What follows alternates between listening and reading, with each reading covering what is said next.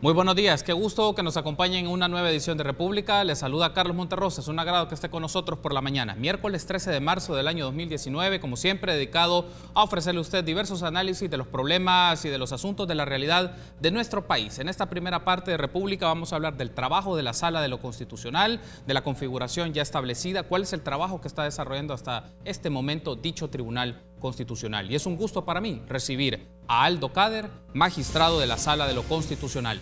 Buenos días, magistrado, bienvenido, qué gusto que esté con nosotros. Gracias, muy amable, para mí también es un gusto estar esta mañana compartiendo con usted y con toda la población importantes temas que realiza la Sala de lo Constitucional. Gracias por tomar la invitación y bueno, muchos temas que hay que discutir, magistrado, en función de las decisiones últimas que ha estado tomando dicho Tribunal Constitucional, las reacciones que se han generado en medios de comunicación, en redes sociales, en gremios de abogados y en posturas políticas. Entonces vamos a hablar un poco sobre esto e iniciemos un poco sobre el caso de elección del Fiscal General de la República.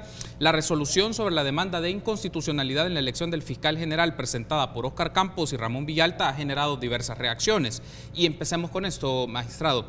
¿Por qué la Sala estableció que el alegato de los demandantes tiene un carácter de hecho o probatorio, por lo tanto, que debe ser establecido por el demandante?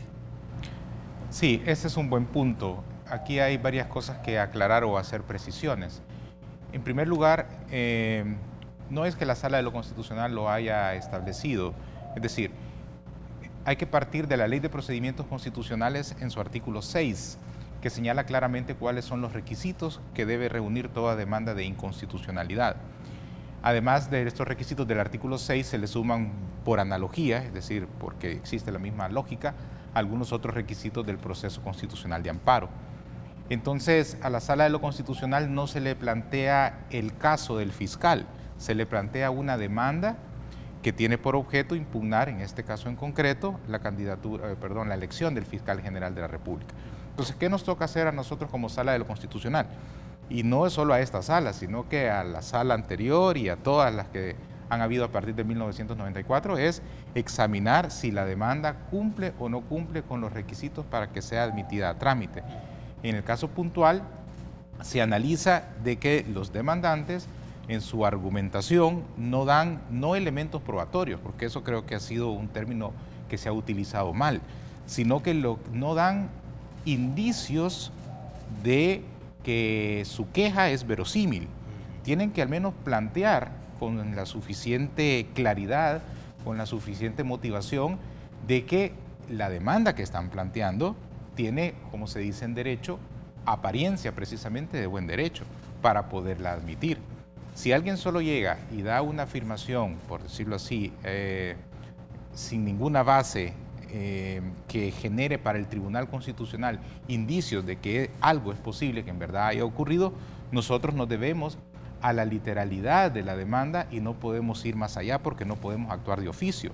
Entonces a veces se cree que nos ha llegado el caso. Entonces la población dice, le llegó el caso del fiscal, de la elección del fiscal y la sala lo declara improcedente. Y la sala ya dice que está todo bien y no. Lo que estamos diciendo es que esa demanda, el contenido de esa demanda no estuvo bien planteado. Retomando entonces este caso, y en ese momento quiero pedir a producción que aparezca en pantalla parte de las declaraciones que Ramón Villalta ofreció, porque él estuvo con nosotros y con Óscar Campos hace unos días, justamente hablando sobre esta demanda, y tenemos las reacciones de ellos, y en función de eso me gustaría escuchar su análisis y su valoración sobre esto. Escuchemos. El ciudadano no siempre tiene la posibilidad de documentar o de presentar toda la prueba, pero la sala, como tribunal, sí tiene toda la potestad para poder requerir toda la información necesaria de los actores que están siendo señalados o que están involucrados.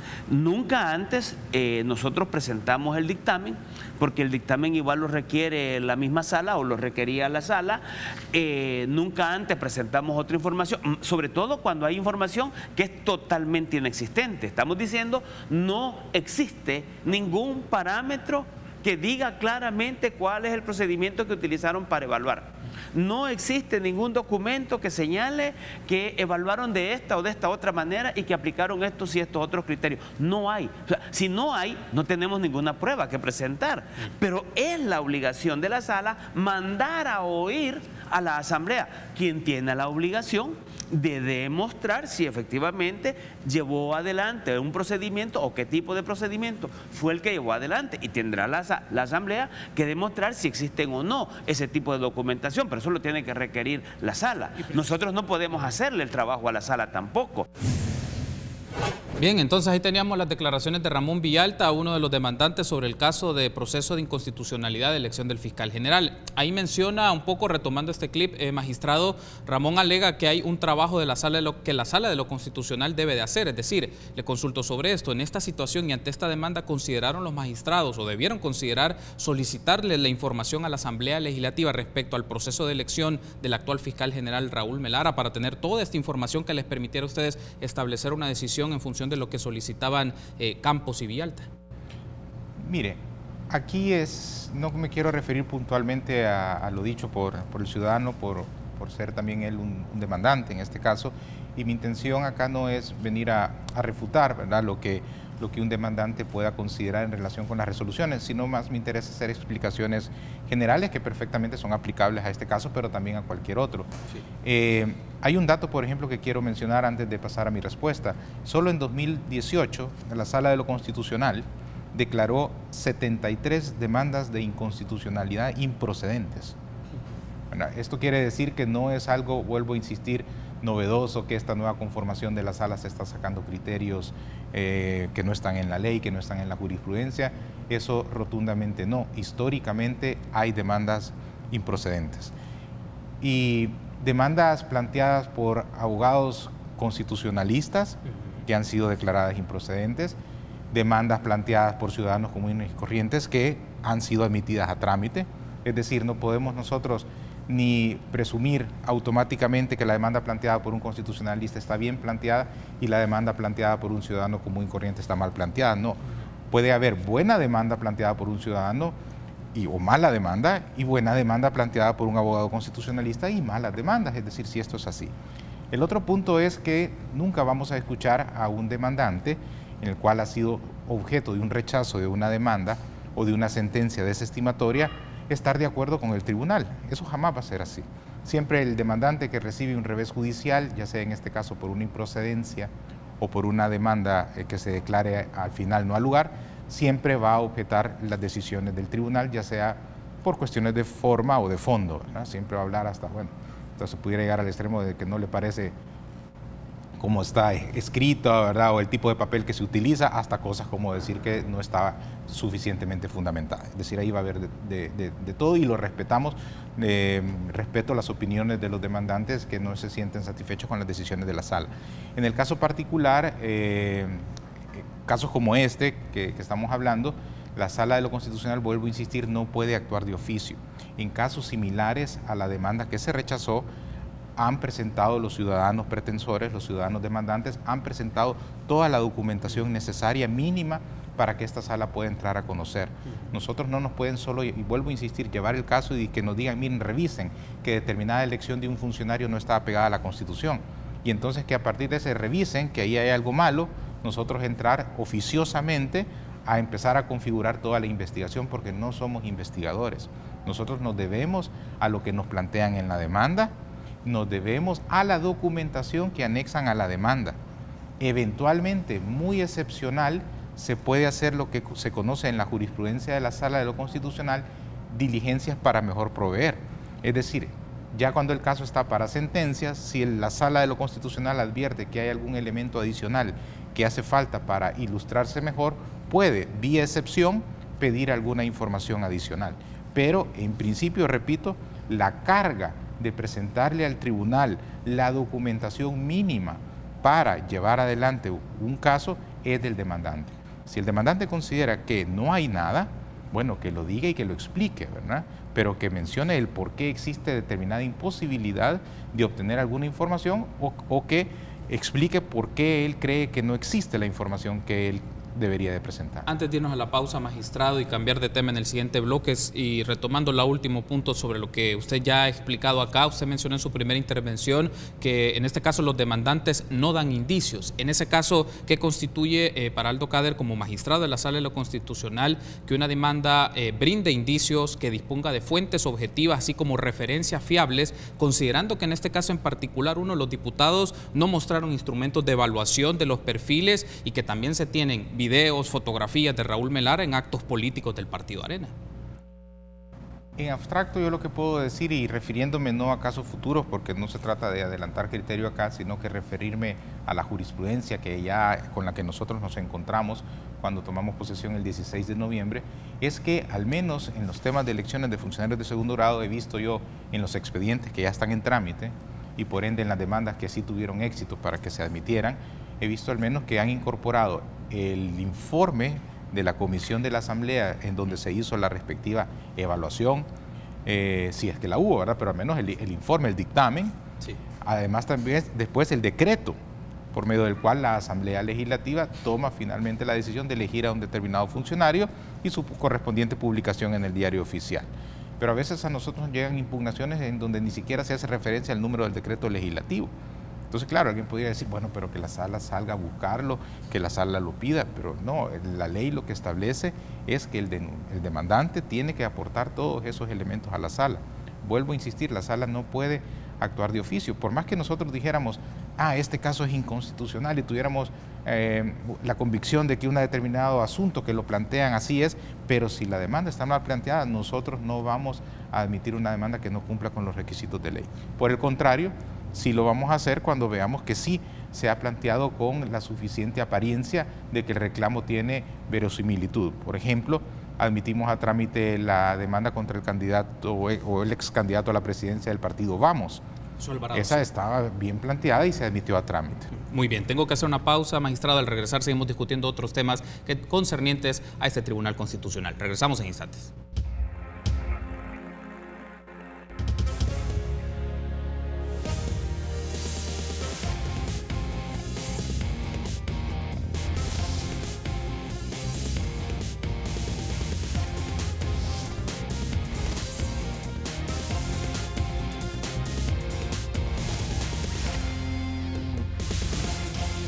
Gracias por ser junto a nosotros en República. Continuamos platicando del trabajo de la Sala de lo Constitucional. Nos acompaña esta mañana el magistrado de dicho Tribunal Constitucional, Aldo Cader. En la primera parte hemos hablado un poco del proceso de elección del fiscal general y la demanda de inconstitucionalidad que presentaron los abogados Oscar Campos y Ramón Villalta. Otro de los casos, magistrado, es el del proceso de elección del magistrado Roberto Calderón Escobar, que fue una demanda que presentó de inconstitucionalidad el abogado Enrique Anaya. Él estuvo con nosotros también hace unas semanas exponiendo un poco este caso y él mencionaba que su demanda radica en que no hubo debate parlamentario para la elección de dicho magistrado, Roberto Carlos Calderón. En este momento en pantalla van a aparecer algunas de las declaraciones que nos brindó el abogado Anaya y regresamos con su reacción. Veamos.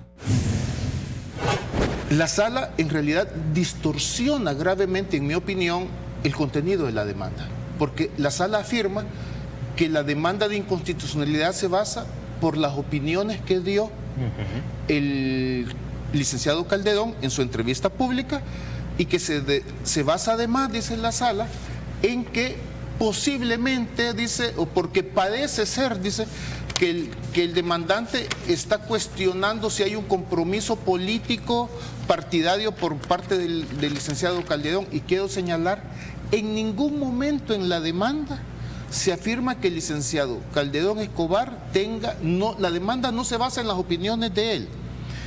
Él dio algunas opiniones, algunos podremos no compartirlas, dijo algunas cuestiones que este servidor no comparte, pero esa es la opinión de él, ¿no? Y además de eso, al menos este servidor, que es el demandante, desconoce absolutamente si el magistrado Calderón tiene o no vínculos partidarios. La demanda no se basa absolutamente en eso. La demanda es muy sencilla, la demanda solamente es: no existió debate parlamentario para eso. Bien, entonces, retomando las declaraciones del abogado Enrique Anaya, que fue una de las demandas que también se presentaron ante la sala y fue declarada como improcedente. Un aspecto acá es, el abogado Anaya alega que es la Asamblea Legislativa la que debe demostrar si hubo debate para la elección de Roberto Carlos Calderón Escobar como magistrado y no él como demandante. ¿Cuál es su reacción ante esa postura? Bueno, igual que en el caso anterior, ¿verdad? Referirme en términos generales a casos como este, respecto a la opinión del ciudadano, que en este caso ha presentado la demanda de inconstitucionalidad y que fue objeto de rechazo. Y como yo decía originalmente, al principio, ¿verdad?, que ningún ciudadano, ningún demandante que se le rechace una demanda, pues claro, va a manifestar que está de acuerdo con ese rechazo, ¿verdad? Aquí hay que decir que la Sala de lo Constitucional, no solo ahora, sino también desde toda su jurisprudencia, lo que hace en las resoluciones, por medio de las cuales en este caso se rechaza por improcedente una inconstitucionalidad, hace una relación de los hechos de la demanda. Sí. Es decir, la Sala de lo Constitucional hasta a veces textualmente cita lo que el demandante plantea. Entonces, en este caso y en cualquier otro, nosotros partimos de la argumentación que hace el demandante. Y entonces, si se alega, por ejemplo, que una determinada elección no se dio a cabo la deliberación necesaria, no hubo un debate, bueno, no solo hay que decirlo, sino que hay que dar un paso más.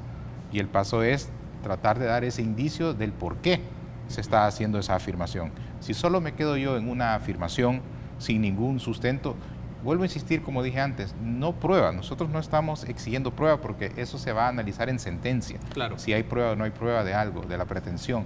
Pero sí dar ese paso más allá. Porque yo puedo decir que algo está mal, que a mí me da la apariencia de que los diputados en un caso en concreto no deliberaron, no justificaron. Bueno, pero de decirlo después, insisto, hay que intentar dar un paso más, como sí lo hacen muchas otras demandas de inconstitucionalidad que sí están bien planteadas. Hay un aspecto acá, magistrado, es que sale como punto en común de estos dos que hemos hablado y que podría surgir en otras demandas o en otros casos, también un poco por la experiencia y el dato que usted mencionaba, por lo menos 73 casos declarados improcedentes, pero el asunto es sobre todo en decisiones políticas o decisiones que toma en este caso la Asamblea Legislativa. ¿Cómo se puede obtener este tipo de indicios considerando que la Asamblea, sus procesos no están o registrados, no establecieron parámetros de evaluación o no establecieron mecanismos con los cuales se pueda sustentar evidentemente el indicio que requiere la sala para fortalecer o robustecer el argumento de cualquier persona que establezca una demanda, sobre todo cuando son procesos políticos que establece un órgano colegiado como la Asamblea? Sí. A nosotros no nos corresponde como dar esa asesoría a la gente, porque nos debemos al principio de imparcialidad. Yo lo que pudiera solo manifestar es que la jurisprudencia de la Sala de lo Constitucional, que ahora estamos haciendo esfuerzos desde noviembre que entramos para acá para poner todas las resoluciones, no solo en el sitio web del Centro de Documentación Judicial, sino que también en la propia web de la Corte Suprema de Justicia. Por de pronto, en la pestaña Inicio de ese sitio web podemos ya empezar a encontrar todas las resoluciones de terminación del proceso. Entonces, ahí poder comparar en los casos en los cuales se ha podido sustentar con esos indicios las demandas y en los cuales no se ha podido sustentar con esos indicios, y que el ciudadano demandante pueda hacer la comparación y saber, y ahí por simple comparación, saber bien qué es lo que le faltó. Yo creo que hay ciudadanos en los cuales frente a una elección de segundo grado, por ejemplo, esperan el tiempo debido para hacer su análisis, para intentar encontrar la información que respalde sus afirmaciones en la Asamblea Legislativa o justificar el por qué no se ha podido tener acceso a esa información y así plantearlo al tribunal. Aquí nos ha mandado una pregunta Paul Steiner a través del Twitter de República, @RepúblicaSB33, dice: el artículo 6 de la Ley de Procedimientos Constitucionales solo pide motivos y no elementos probatorios, menciona.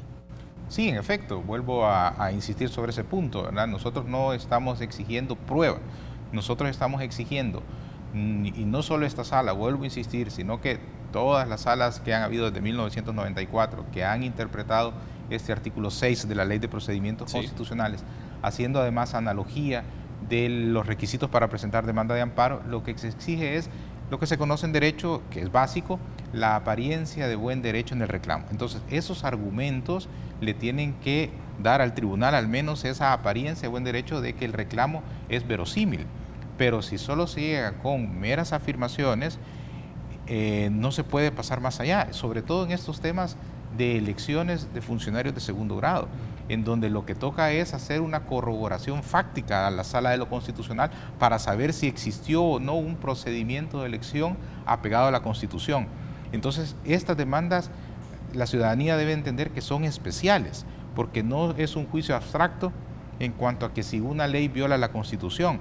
sino que yo estoy alegando como ciudadano que la Asamblea Legislativa siguió un procedimiento que no es el adecuado, que no es el que manda la Constitución. Entonces yo le tengo que dar los elementos mínimos como indicios de que eso ha sucedido. De que no cumplieron ese procedimiento. Correcto. Solo afirmar de que algo no sucedió, en esos casos en concreto, esta sala y las anteriores han dicho que esas demandas son improcedentes. De hecho, yo estuve revisando jurisprudencia anterior y había una demanda contra la elección del ex fiscal general de la República y ahí también hubo un rechazo por improcedente casi idéntico, casi calcado a las demandas de inconstitucionalidad del fiscal general actual y del magistrado Calderón. Muy bien, cambiemos un poco de tema, magistrado. En este momento en pantalla van a aparecer algunas declaraciones que brindó en un espacio de entrevista para El Faro el ex magistrado de la Sala de lo Constitucional, Sidney Blanco. Él daba una apreciación sobre la Sala de lo Constitucional, su nueva configuración. Me gustaría tener una reacción sobre ello. Podemos poner en pantalla en este momento dichas declaraciones. Dice así: creo que ya es tiempo que la Sala asome su pedigrí para ir conociendo cuál será el comportamiento de los señores magistrados. Creo que tengo que ver más actitudes positivas, más decisiones que, aunque afecten a los otros poderes, deben de tomarse en razón del respeto de la Constitución. Creo que habría que esperar un poco más. Estas fueron declaraciones del ex magistrado de la Sala de lo Constitucional, Sidney Blanco, para el periódico digital El Faro. Me gustaría tener una reacción sobre esto, magistrado. Sí. Quisiera tal vez referirme al comentario, en términos generales, como el comentario hecho por un ciudadano, ¿verdad? No por un colega juez, porque en realidad nosotros no, como jueces, no podemos hacer comentarios del trabajo que hace otro colega, ¿verdad? Sí. Sino que bueno, pero lo tomo como un comentario que hace un ciudadano, digamos, en expectativas de la nueva conformación de la sala. Ha habido muchas cosas que se han hecho que, claro, por tratarse de aspectos puntuales, no ha salido tal vez a la luz pública con alguna divulgación masiva, aunque sí las resoluciones, insisto, las estamos colgando en el sitio web de la Corte Suprema de Justicia en la pestaña Inicio. Sí. Pero, por ejemplo, menciono aquí un par de asuntos. La Sala de lo Constitucional ya declaró inaplicable el decreto legislativo por medio del cual se emparejaba al magistrado propietario elegido con su respectivo suplente. Eso que hizo la Asamblea Legislativa en la elección de los magistrados de noviembre de 2018 se dejó sin efecto. Una resolución importante en la cual se puede ir vislumbrando, ¿verdad?, el criterio de la actual sala. Por ejemplo, se sacó la controversia, ¿verdad?, se resolvió la controversia que existía entre el órgano ejecutivo y la Asamblea Legislativa en relación con la Ley Orgánica de la Fiscalía General de la República. Se ha estado analizando y se ha restringido, por ejemplo, el tema de los requisitos para acceder al amparo contra particulares. También es, digamos, un ajuste en la jurisprudencia que ya se ha hecho. Se ha también evaluado el tema de la autonomía procesal que la anterior conformación de la sala lo venía manejando. Nosotros hemos hecho también ya algún ajuste y consideramos que esa autonomía procesal debe ser un poco más restringida. Se está reformulando también la responsabilidad de los funcionarios públicos derivado del 245 de la Constitución, que exige que todo aquel que viole un derecho constitucional debe de pagar por daños y perjuicios. Eso también se ha reestructurado ya toda la jurisprudencia que hay en relación con ese punto.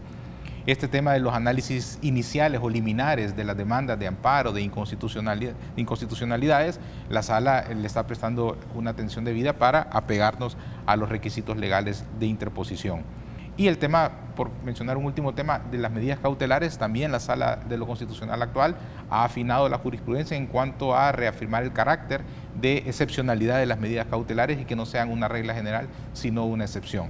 Esto yo creo que son muchos temas importantes que pueden dar las luces de por dónde esta nueva conformación de la Sala va, en algunos casos corroborando la jurisprudencia anterior, en otros casos apartándose un poco de algunos criterios jurisprudenciales, que creo yo que es lo normal que se pueda dar en virtud de una nueva conformación y sobre todo si nuestras decisiones están debidamente motivadas y fundamentadas. Perfecto, tengo que hacer una pausa. En el último bloque hablemos un poco también de datos y estadísticas que tiene la Sala de lo Constitucional de algunos casos y también aspectos que tienen que ver con la Corte Plena. Regresamos en instantes.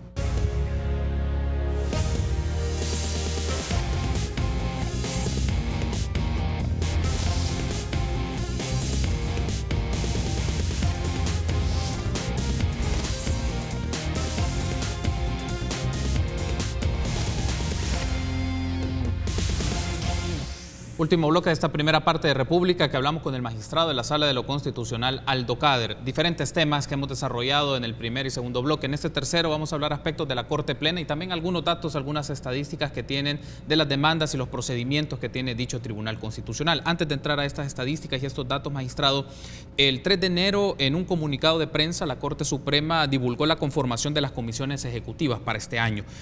Quisiera consultarle, ¿cómo se desarrolló el proceso para definir qué magistrados o magistradas conformarían tales comisiones y cuáles fueron esos criterios para definir que estos magistrados estarían en algunas de estas comisiones de trabajo?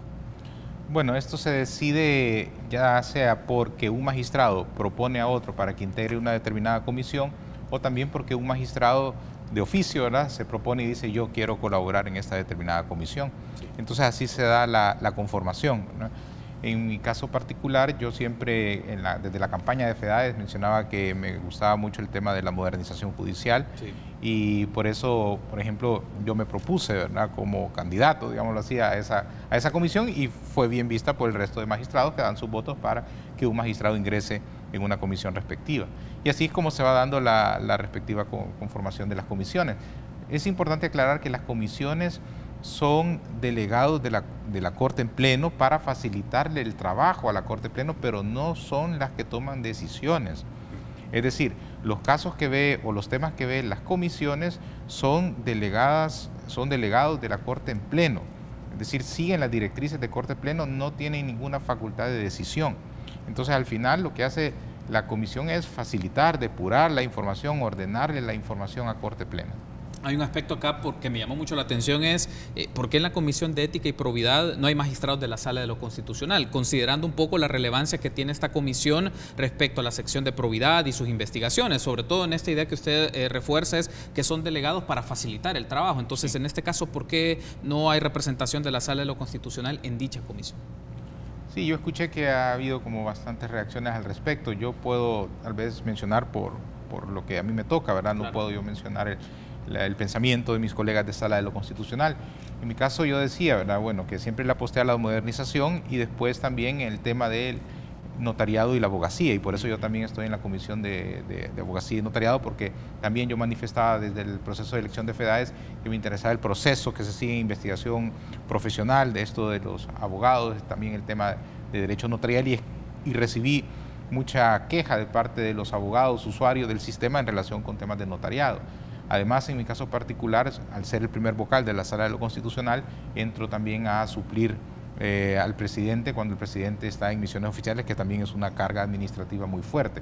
Por eso tomé la decisión que en este primer año entrarle de lleno a estas dos comisiones, en lo que conocía otras comisiones en las cuales no tenía yo, antes de entrar a la Corte, como mayores datos, no estaba yo muy familiarizado con todo el procedimiento que se sigue.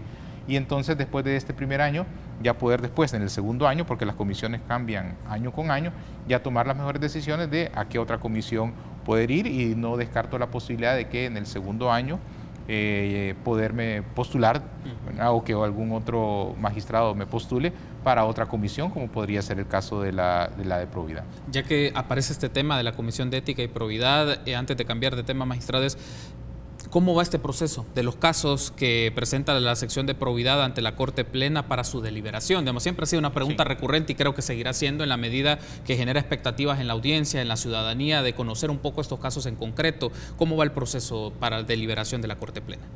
Se han tomado algunas decisiones en Corte Plena que creo yo que son acertadas. Por ejemplo, una de ellas es empezar a ver los casos que están pronto a prescribir. Sí. Porque la Constitución habla de que no se podrán promover acciones, dice la Constitución, ante los juzgados respectivos después de haber pasado 10 años de que el funcionario cesó en sus funciones.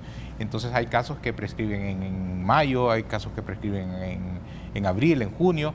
Entonces esos son los primeros casos que se están ya viendo actualmente en Corte Plena. Tal vez mencionarle a la ciudadanía que los casos de probidad son los casos más complicados quizás que se ven en Corte Plena. Sí. Digo esto por el volumen de la información que está en juego y además por tratarse de aspectos que van más allá de lo jurídico, porque son análisis económicos, financieros y contables los que hay que hacer ahí. De repente algún funcionario puede haber sido funcionario desde 1994, haber estado en el Ejecutivo, después haber pasado a la Asamblea Legislativa, después haber pasado a un Parlacen, entonces de repente se hacen periodos de investigación de 12 años, de 15 años, y entonces entrar a analizar todos los movimientos, los egresos, los ingresos de 15 años de alguien que además pueda tener empresas familiares, porque no solo se analiza la información del funcionario, sino de su grupo familiar, entonces es bien voluminoso. Tenemos casos en la actualidad que estamos analizando desde hace 4 o 5 sesiones en Corte Plena, casi que dejando de lado el resto de temas que se ven por entrarle al tema de probidad, y todavía no hemos podido terminar en el análisis de ellos. Solo para efectos que pueda quedar claro, magistrado, ¿cuáles son los casos que están prontos a prescribir y la temporalidad? Porque eso en alguna forma a ustedes les genera un poco de presión para dar una respuesta antes de que finalice o que se dé este periodo de prescripción, y también porque evidentemente medios de comunicación, abogados, abogadas, gremios, asociaciones van a estar a la expectativa del sector político sobre estas decisiones.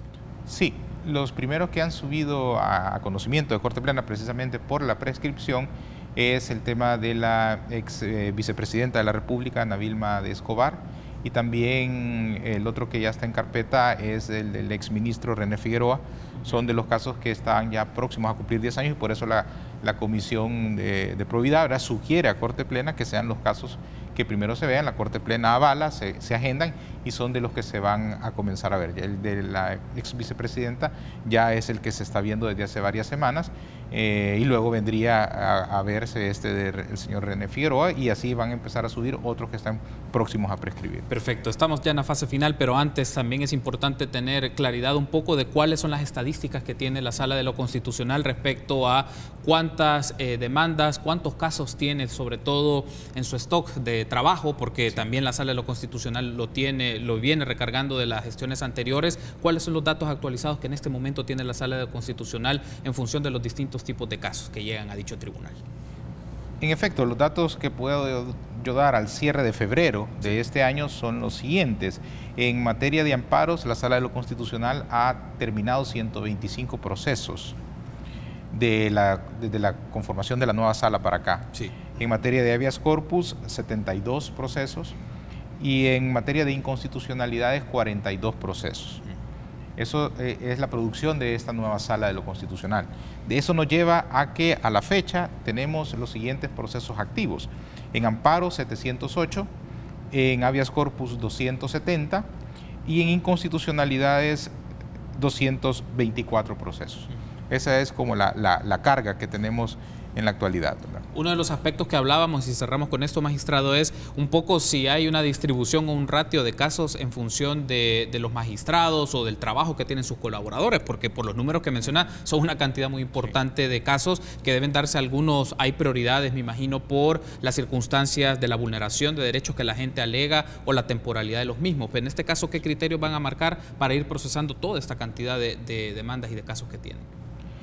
Este tema es importante porque hay que aclarar y hay que manifestar que la Sala no solo ve los llamados casos políticos o de trascendencia nacional, sino que también ve muchas demandas de las personas que consideran que se le han violado sus derechos a estabilidad laboral, salud, libertad ambulatoria, etc. Entonces nosotros no solo nos debemos a estos casos de interés nacional o de emergencia, sino que además muchas otras demandas de derechos constitucionalidades particulares de la ciudadanía.